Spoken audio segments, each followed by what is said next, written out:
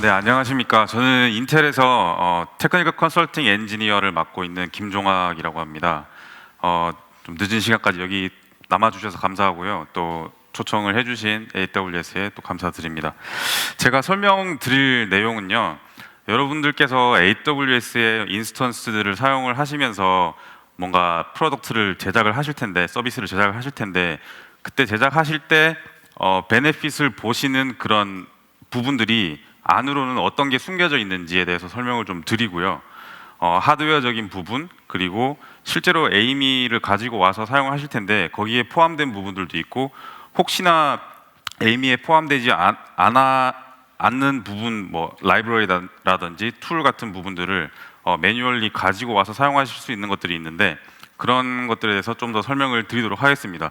오늘 소개해 드리는 라이브러리나 툴들은 모두 오픈되어 있고요. 그냥 구글링을 하시면 쉽게 찾아서 다운로드 받으실 수 있고 무료로 사용을 하실 수 있습니다. 개발을 하실 때 사용하는 것도 무료고 배포도 자유롭게 하실 수 있기 때문에 오늘 나오는 라이브러리나 툴들을 좀 기억을 해주시고 필요하시다면은 구글링 하셔가지고 찾아서 사용을 해보시면은 굉장히 좋을 것 같습니다.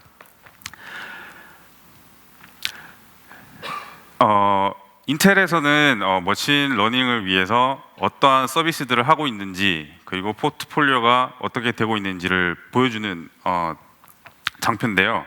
아래쪽에 보시면은 보시다시피 저희가 기본적으로 제공하는 CPU가 있겠고요. CPU에는 저희가 새로운 제너레이션이 나올 때마다 인스트럭션 셋들이 새로 만들어집니다. 조금 더 향상된 그리고 이펙티브한 계산을 위해서 만들어진 인스트럭션 셋들이고요. 그런 인스트럭션 셋들을 조금 더 손쉽게 코드 수정이 없이 자동적으로 가져다가 사용을 하실 수 있게 만들어주는 툴들도 같이 제공을 해드리고 있습니다. 그래서 위쪽에 나와 있는 라이브러리라든지 툴들은 다 그런 목적을 위해서 만들어진 것들이고요. 주황색 네모칸 안에 들어있는 것들이 오늘 제가 설명을 드릴 부분입니다. 그래서 라이브러리, CPU부터 시작해서 라이브러리, 그리고 따로 또 받으셔서 사용하실 수 있는 툴들에 대해서 설명을 한번 해보겠습니다. 기본적으로 AWS 인스턴스들을 사용을 하실 때 주로 여기에 있는 이런 모델들을 사용을 하실 텐데요. 굉장히 이거보다 더 많은 걸로 알고 있어요. 근데 그 중에서도 이 안에도 저희가 인텔 CPU들이 다 들어갑니다. 서버용 CPU들이 다 들어가는데, 특히 이제 C5 인스턴스 쪽에 가장 강력한 성능의 CPU가 탑재가 됩니다. 왜냐하면 계산량이 굉장히 많고 사용자분들이 조금 더 높은 성능을 요구를 하기 때문에 C5 쪽에 들어가는 CPU들이 가장 강력한 성능을 가졌다고 생각을 하시면 되고요. 이번에 새로 나온 이제 C5 12X 라지, 24X 라지 메탈 인스턴스 같은 경우에는 저희가 새로 나온 2세대 스케일러블 프로세서가 장착이 됩니다. 그래서 기본적으로 아까 서지혜 님께서 말씀하셨듯이 새로운 인스턴스, 새로운 모델이 나올 때마다 코스트 세이빙이 조금 더 되는 효과가 있습니다. 그래서 이런 인스턴스로 이동을 하시는 것만 해도 조금 더 코스트 세이빙이 되고 좀 더 이펙티브하게 어떤 서비스를 만드실 때 사용을 하실 수 있을 거라고 생각이 됩니다. 그래서 기본적으로 그냥 제너럴하게 말씀드리자면 33% 정도의 이제 전체적인 서비스에 대해서 인스턴스 리소스와 그리고 프로세서 자원이 이전 모델에 비해서 증가됐다고 생각을 하시면 조금 쉽겠습니다. 자세한 내용에 대해서 좀 더 이제 설명을 드리겠습니다. CPU가 새로 나올 때마다 안에는 뭐 이렇게 스펙이 업그레이드가 되는데요. 이번에 저희 제2세대 스케일러블 프로세서가 나오면서 조금 더 집중을 한 부분은 딥러닝에 대해서 좀 더 집중을 했습니다. 그래서 딥러닝에서 자주 사용되는 이러한 시츄에이션들에 대해서 좀 더 빨리 계산을 제공을 하기 위해 업그레이드 된 부분들이 있는데요. 기본적인 스펙 업그레이드 부분은 여기 나와 있듯이 소켓은 8개까지 한 번에 꽂을 수가 있습니다. 그래서 한 노드 안에 8개의 CPU가 장착될 수 있는 그런 스케일러빌리티가 생겼다고 생각을 하시면 되고요. 프리퀀시 같은 경우에는 터보 부스트를 사용을 하시면 4.4GHz까지 올라가고요. 그리고 8개의 소켓을 꽂으셨을 때 36TB까지 메모리를 지원을 합니다. 하나의 소켓에 4.5TB가 되는데요. 1.5기가까지 일반적인 딥 메모리고, 그리고 3.0TB는 저희 인텔 옵테인을 사용을 하시면 통합해서 4.5TB까지 한 번에 한 소켓에서 이용을 하실 수가 있습니다. 기본적인 아까 제가 말씀드렸던 1.5TB 딥 메모리는 이전에는 765MB였는데요. 이게 2배가 늘어나서 1.5기가가 이제 되겠습니다. 그리고 서포트 되는 모델도 DDR4, 그래서 속도가 2933 MT/s로 늘어났고요. 이전 모델에 비해서 25%에서 30% 정도의 메모리 밴드위스 향상이 또 있었습니다. 그리고 또 중요하게 보셔야 되는 부분이 아까도 계속 나왔던 VNNI라는 부분인데요. 인텔이 속도 향상을 위해서 인스트럭션 셋을 계속 이제 발표를 합니다. 이 인스트럭션 셋의 목적은 뭐냐면 벡터라이제이션이라는 건데요.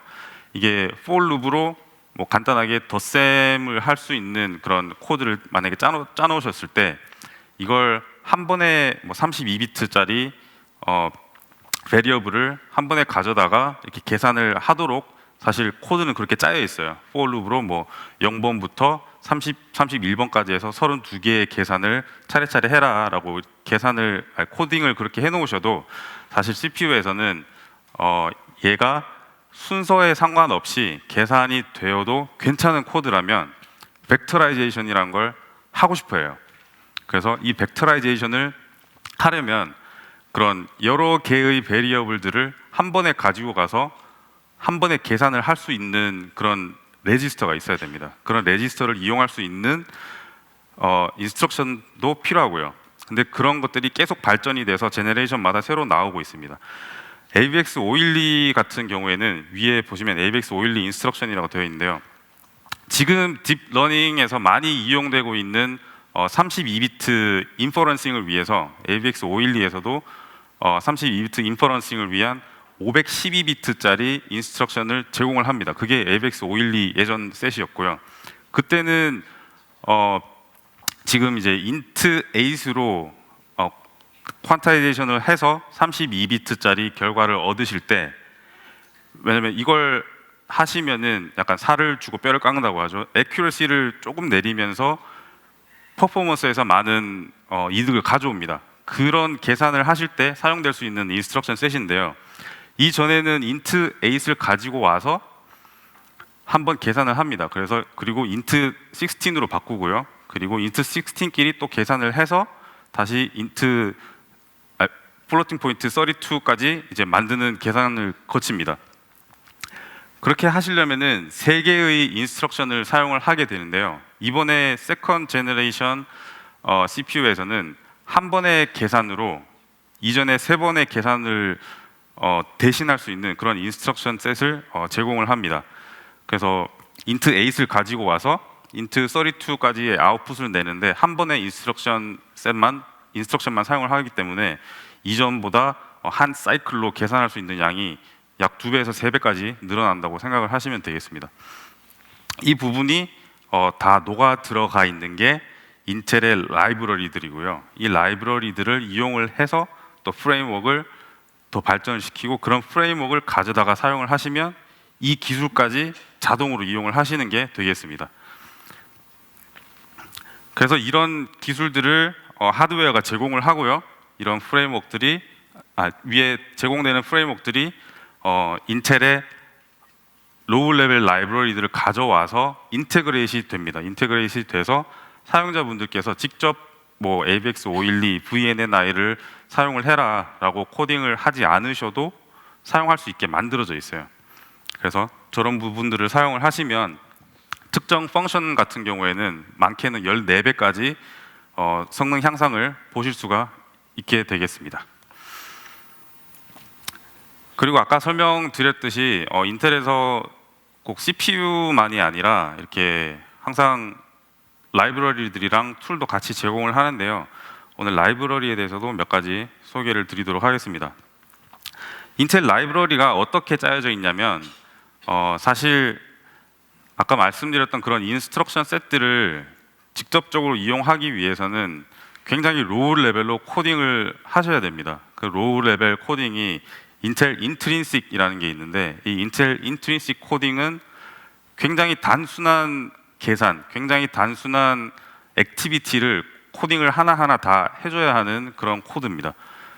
가령 덧셈을 하나 하시려면 어떤 레지스터에다가 어떤 값을 넣고, 그러니까 add를 스토어를 하시든지, 스토어를 하고 add를 하고 시프트를 하고 무브를 하고 다시 스토어를 하고, 이런 하나하나의 스텝들을 다 인트린식으로 짜주셔야 되는데, 그 인트린식을 짜시면서 AVX512 VNNI를 가져와서 이용을 해라, 이런 식으로 사실 코딩을 다 해주셔야 됩니다.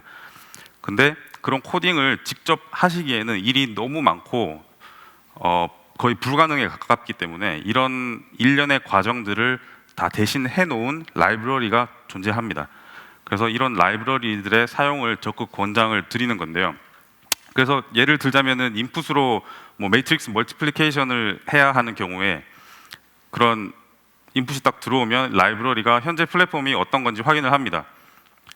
C5 인스턴스 같은 경우에는 세컨드 제너레이션 스케일러블 프로세서를 사용하니까 얘는 인텔 AVX512 VNNI까지 지원을 해, 아니면 아톰 프로세서 같은 경우에는 SSE 4.2까지를 지원을 해 하면 인스트럭션 셋의 범위가 정해집니다. 얘는 SSE 4.2, 얘는 AVX512. 그래서 AVX512라고 이제 확정이 되면 얘는 AVX512까지 이용을 할 수 있는 프로세서네, 그럼 매트릭스 멀티플리케이션을 할 때 AVX512를 사용한 인트린식 코드를 이용을 하자. 그래서 저 부분에서 최적의 계산 어셈블리 호출, 저 부분에서 AVX512를 이용을 하는 어셈블리를 호출해 줍니다. 그러면 이제 자동적으로 AVX512를 이용을 하기 때문에 벡터라이제이션이라는 게 자동적으로 되겠죠. 그리고 실제로는 벡터라이제이션을 하기 전에 그 벡터라이제이션이 실제로 이행될 수 있게 메모리 얼라인먼트도 같이 진행하게 됩니다. 그리고 벡터라이제이션이 마무리가 되면 얘가 몇 개의 코어를 가지고 있고 이 코어를 어느 정도 사용할 수 있는지 또 파악을 하기 때문에 이 펑션 자체를 멀티 스레딩 할 수 있는 펑션이라는 게 판단이 되면 자동으로 멀티 스레딩을 해주기도 합니다. 그래서 벡터라이제이션에서 예를 들어 512비트짜리 벡터라이제이션을 사용을 하셨으면 32비트 계산 같은 경우에는 16개의 계산을 한 번에 하는 게 되는데요.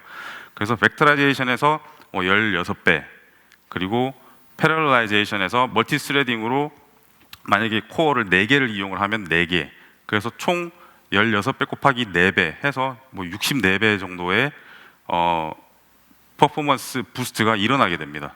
그래서 인텔 라이브러리를 사용을 하시면 코드를 정말 몇 줄만 바꾸셔도 굉장한 퍼포먼스 베네핏을 보시는 경우가 많아요. 그래서 혹시나 사용을 하시지 않는 부분이 있으면 한번 사용을 해보시면 굉장히 좋을 것 같습니다. 앞에 나오는 라이브러리들이 다 이런 원리를 이용한 라이브러리니까 그렇게 참고를 하시면 되겠습니다.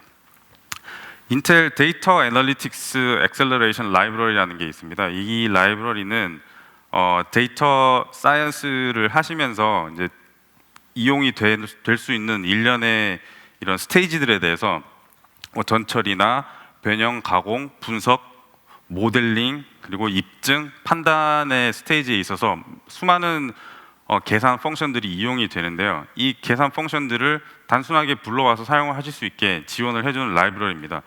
이 라이브러리는 C++, 자바로 짜여져 있는데 저희 인텔 이따가 말씀드릴 텐데 인텔 파이썬이 또 따로 있어요. 인텔 파이썬 안에 또 포함이 되어 있어서 파이썬을 사용하시는 분들도 달이라는 라이브러리를 기억해 놓으셨다가 사용을 하시면은 이런 부분에서는 굉장히 좋으실 것 같습니다. 여기 보시면 이제 인텔 디스트리뷰션 포 파이썬이라는 게 있는데요. 일반적으로 파이썬을 그냥 아나콘다에서 이렇게 사용을 하실 텐데 거기에 인텔 리파지토리가 또 따로 있습니다. 그래서 인텔에서 디스트리뷰트하는 파이썬이 따로 있어요.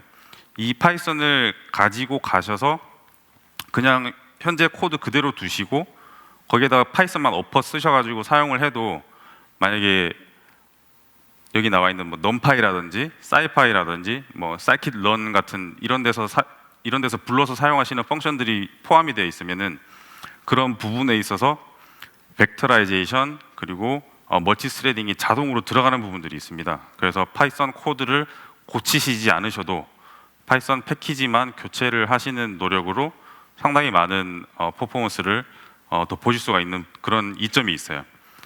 그리고 아까 말씀드렸다시피 얘로 뭐 코딩을 하시고 배포를 하셔도 아무 상관이 없고요. 그냥 일반 파이썬 쓰시는 것처럼 얘도 그냥 그대로 사용을 하시면 되겠습니다.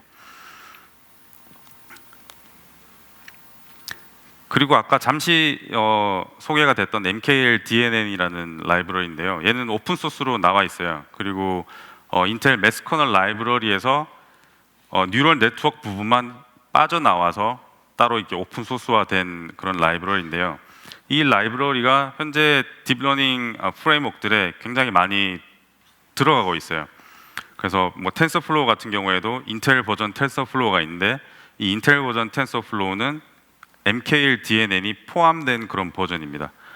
그래서 따로 인텔 아키텍처에 맞추어서 코딩을 하실 필요 없이 인텔 MKL-DNN이 포함된 버전을 사용을 하시면 인텔에서 그런 짜놓은 인트린식 같은 것들을 자동으로 불러와서 이용을 해주기 때문에 하드웨어 리소스를 최대한 사용할 수 있는 그런 방법이 되겠습니다. 그래서 혹시나 뭐 텐서플로우라든지 뭐 카페나 파이토치 이런 걸 지금 사용을 하시고 계신데 이게 제너럴한 그냥 버전이라면은 인텔 버전을 한번 테스트 해보시는 걸 추천을 드리겠습니다. 그리고 인텔에서는 라이브러리도 물론 제공을 하지만 다른 형태의 툴들도 제공을 합니다. 오늘 소개드릴 툴들은 이제 두 가지가 되겠는데요. 아까 잠깐 소개를 받으셨던 오픈 비노라는 인퍼런싱 툴이랑 그리고 성능 개선에 사용될 수 있는 그 성능 측정에 사용될 수 있는 그 툴을 두 가지를 보여드리도록 하겠습니다. 오픈 비노 같은 경우에는 지금 딥러닝 쪽에 비전 처리 쪽으로 이제 이용이 되는 그런 툴인데요. 이 툴의 장점은 현재 사용하고 계시는 뭐 프레임워크를 바꿔야 된다든지 그런 불편함이 없고, 그리고 인퍼런스 엔진을 통해서 하드웨어의 리소스를 또 바로바로 이용할 수 있는 그런 이점이 있어요. 모델 옵티마이저에서 아까 서지혜 솔루션스 아키텍트님께서 잘 설명을 해주셨는데, 모델 옵티마이저에서 지금 트레인 해놓은 모델을 가지고 와서 얘를 좀 더 최적화를 시켜줍니다. 최적화를 시켜서 인퍼런스 엔진에서 사용될 수 있는 그런 IR이라는 형태로 바꾸게 되고요. 이 인퍼런스 엔진은 그 IR이라는 걸 가지고 와서 바로 하드웨어에서 인퍼런싱을 실행을 하게 됩니다.